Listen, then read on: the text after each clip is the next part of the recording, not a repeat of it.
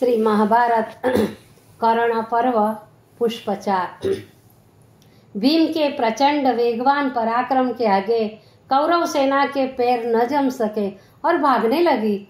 उधर अर्जुन सुशर्मा तथा उसकी सेना का विध्वंस करके वापिस हुए तो देखा कि युधिष्ठिर अपने स्थान पर नहीं है, अकेले भीम ही शत्रुओं का संहार कर रहे हैं। उन्होंने भीम से पूछा, भीम धर्मराज कहाँ है? मैं उन्हें यहीं युद्ध करते छोड़ गया था। भीम ने युद्ध करते करते ही उत्तर दिया, वे कर्ण के द्वारा घायल होकर अपने डेरे में चले गए हैं। यह सुनकर श्री कृष्ण ने बड़ी शीघ्रता से रथ को शिविर में की और चलाया और जाकर देखा कि धर्मराज स्वस्थ है, उनके घावों का उपचार हो चुका है। श्री कृष्ण और अर्जुन को देखकर धर्मराज ने समझा कि अर्जुन कर्ण को मार आए हैं। उन्होंने बड़े उत्साह से पूछा, वीरवर, तुमने महारथी कर्ण का वध किस प्रकार किया? अर्जुन ने कहा, धर्मराज, जब मैं त्रिगर्त वीरों को परास्त करके लौटा तो आपको वहां न देखकर बड़ी चिंता हुई। भीम द्वारा आपके संबंध में मालूम होने पर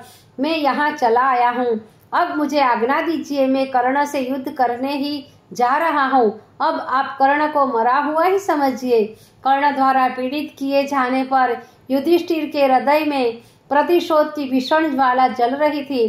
कर्ण को इन लोगों ने अभी तक नहीं मारा। यह ज्ञात होने पर युधिष्ठिर अपने आप में न रहे, उनकी विचार बुद्धि कुंठित हो गई और वह आवेश में आकर अर्जुन को तथा उसके गांडीव को धिक्कारने लगे। उन्होंने कहा, अर्जुन, हम 13 वर्ष से केवल तुम्हारे ही बाहुबल पर भरोसा किए बैठे थे। हमें आशा थी कि तुम अपने इन दिव्य आयुधों से कर्ण का संहार अवश्य करोगे, लेकिन आज तुमने हमारी उस आशा पर वज्रपात कर दिया। धिक्कार है तुम्हारे इस गांडीव को, धिक्कार है तुम्हारे इस अक्षय तुणीर और दिव्य रथ को। युधिष्ठिर इतना ही कह पाए थे कि अर्जुन खंग लेकर अपने उन पूज्य भ्राता को मारने दौड़े, जिनके एक साधारण संकेत मात्र पर वह अपना तन मन धन अर्पण करने को तैयार रहते थे। अर्जुन को ऐसा दुष्कृत्य करने के लिए तैयार देखकर श्री कृष्ण ने उनका हाथ पकड़ लिया और अर्जुन,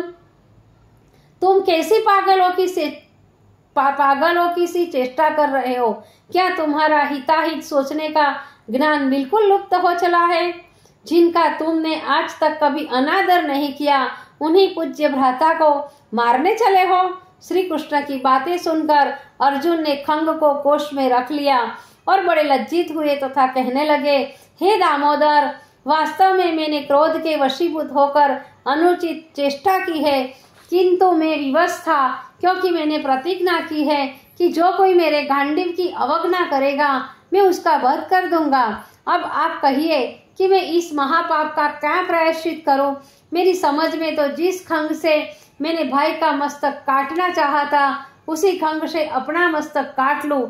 इतना कहकर अर्जुन ने तलवार से ज्यों ही अपना शीश काटना चाहा कि श्री कृष्ण ने तलवार छुड़ाकर दूर फेंक दी। अर्जुन आंसू बहाते हुए युधिष्ठिर के पैरों में लौटने लगे। धर्मराज ने उन्हें उठाकर गले से लगाया और उनके आंसू पोंछे। इस अश्रु प्रवाह में दोनों के मन का संताप शांत हो गया। तब धर्मराज ने कहा, प्रिय वत्स, मैंने तुम्हारा अपराध क्षमा किया। वास्तव में दोषी मैं ही हूँ। व्यर्थ ही कुड़वी बातें कहकर तुम्हारे हृदय को दुखाया। तुम्हारा क्रोध अन्याय युक्त नहीं था। अब हम तुम्हें आज्ञा देते हैं कि तुम कर्ण का वध करो।